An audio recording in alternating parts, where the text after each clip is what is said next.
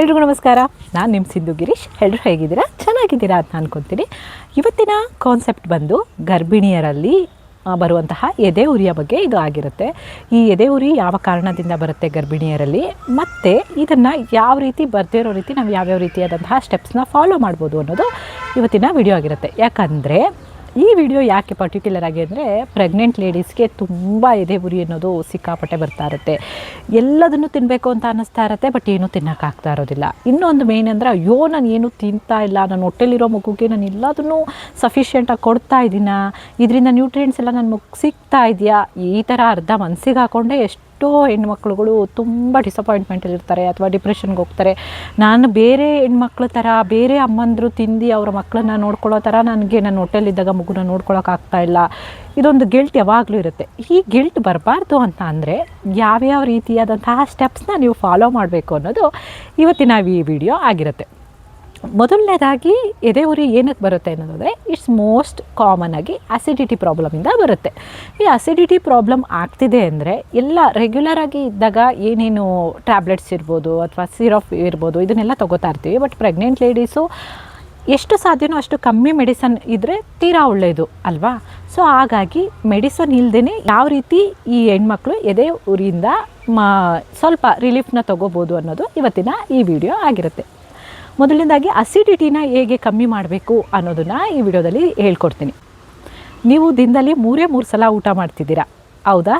Pregnant ladies ಎಲ್ಲರೂ time to time ಊಟ ಮಾಡಬೇಕು ಅಂತ ಹೇಳಿ, ಬೆಳಗ್ಗೆ ಟಿಫನ್, ಮಧ್ಯಾಹ್ನ ಊಟ ಮತ್ತು ರಾತ್ರಿ ಊಟ, ಇದನ್ನು ಪರ್ಫೆಕ್ಟಾಗಿ ಮತ್ತು 2 ನೀನು ಒಬ್ಬಳೇ ಅಲ್ಲ, ಇನ್ನೊಂದು ಜೀವ ಇದೆ ಜೊತೆಯಲ್ಲಿ ಅಂತ ಹೇಳಿ ಸ್ವಲ್ಪ ಜಾಸ್ತಿನೇ ಊಟ ಮಾಡ್ತಿರ್ತೀರ.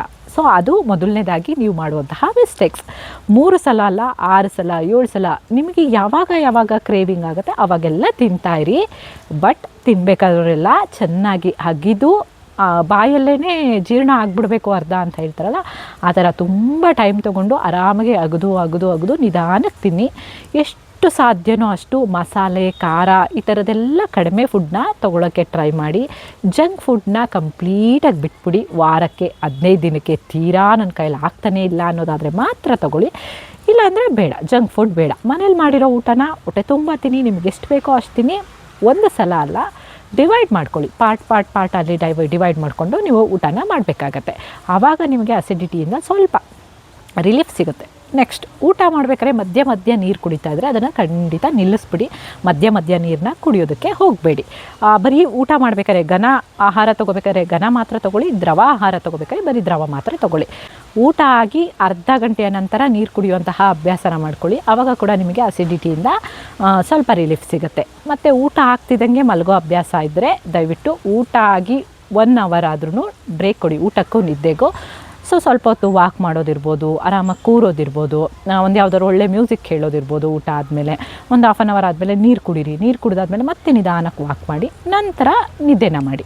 ಮತ್ತು ಮಲಗಬೇಕಾದ್ರು ಅಷ್ಟೇ, ತುಂಬ ಉಳಿತೇಗೆ ಬರ್ತಾಯಿದೆ, ಇದೆಲ್ಲ ಸಿಕ್ಕಾಪಟ್ಟೆ ಬರ್ನಿಂಗ್ ಸೆನ್ಸೇಷನ್ ಆಗ್ತಾಯಿದೆ ಅನ್ನೋದಾಯಿತು ಅಂದರೆ ನಿಮ್ಮ ಪಿಲ್ಲೋನ ಹೈಟ್ ಮಾಡ್ಕೊಳ್ಳಿ. ಮಲಗಬೇಕಾದ್ರೆ ಪಿಲ್ಲೋ ಹೈಟ್ ಮಾಡಿ ಮಲಗಿ, ನಿಮಗೆ ಅವಾಗ ಡೈಜೆಷನ್ಗೆ ಹೆಲ್ಪ್ ಮಾಡುತ್ತೆ. ಮಲಗೋ ಪೊಸಿಷನ್ ಕೂಡ ತುಂಬ ಇಂಪಾರ್ಟೆಂಟ್ ಆಗಿರುತ್ತೆ. ನೆಕ್ಸ್ಟು ಇನ್ನೊಂದು ಸ್ಟೆಪ್ಸ್ ಏನಂದರೆ, ಹಣ್ಣುಗಳ ಸೆಲೆಕ್ಷನಲ್ಲಿ ಕೂಡ ಅಷ್ಟೇ ಸಿಟ್ರಸ್, ಕಾರ್ಬೋನೇಟ್ ಈ ಥರ ಅಂಶಗಳಿರುವಂತಹ ಹಣ್ಣುಗಳನ್ನ ಬೇಡ. ನಿಂಬೆಹಣ್ಣು ಇರ್ಬೋದು, ಕಿತ್ತಳೆ ಹಣ್ಣು ಇರ್ಬೋದು, ಈ ಥರದ್ದು ಸ್ವಲ್ಪ ಅವಾಯ್ಡ್ ಮಾಡಿ. ಎಳ್ನೀರು, ಮಜ್ಜಿಗೆ, ಮೊಸರು ಈ ಥರದನ್ನು ಜಾಸ್ತಿ ಆಹಾರದಲ್ಲಿ ಯೂಸ್ ಮಾಡಿ. ಇದರಿಂದ ಕೂಡ ನಿಮಗೆ ಅಸಿಡಿಟಿಯಿಂದ ಮುಕ್ತ ಸಿಗುತ್ತೆ.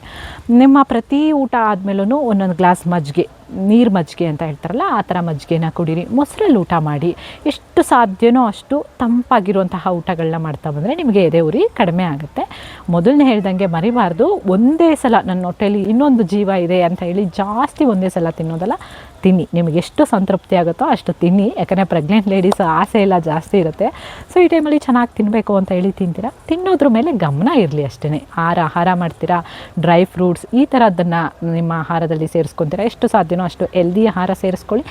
ನಿಯಮಿತವಾದಂತಹ ವಾಕಿಂಗ್ ಮಾಡ್ಕೊಳ್ಳಿ, ಎಕ್ಸಸೈಸ್ ಮಾಡ್ಕೊಳ್ಳಿ. ಇದೆಲ್ಲರ ಒಟ್ಟಿಗೆ ನಿಮಗಿದು ಕಡಿಮೆ ಆಗ್ತಾ ಇಲ್ಲ, ತುಂಬ ಜಾಸ್ತಿ ಅನಿಸಿದೆ ಅಂದರೆ ದಯವಿಟ್ಟು ಡಾಕ್ಟರ್ನ ಮೀಟ್ ಮಾಡಿ. ಡಾಕ್ಟರ್ ಪ್ರಿಸ್ಕ್ರೈಬ್ ಇಲ್ಲದೇ ಯಾವುದೋ ಒಂದು ಶಾಪಲ್ಲಿ ಹೋದೆ, ಯಾವುದೋ ಒಂದು ಮೆಡಿಸನ್ ತಂದೆ ಆ ಕೆಲಸನ ನೀವು ಪ್ರೆಗ್ನೆಂಟ್ ಟೈಮಲ್ಲಿ ಮಾಡೋಕ್ಕೆ ಹೋಗಬೇಡಿ. ಅಷ್ಟೇ. ಇವತ್ತಿನ ವಿಡಿಯೋ ಇಷ್ಟೇ. ನಿಮ್ಮೆಲ್ರಿಗೂ ಇಷ್ಟ ಆಗಿರುತ್ತೆ ಅಂತ ಅಂದ್ಕೊತೀನಿ. ಮುಂದಿನ ವಿಡಿಯೋದಲ್ಲಿ ಸಿಗ್ತೀನಿ. ಅಲ್ಲಿವರೆಗೂ ನಮಸ್ಕಾರ.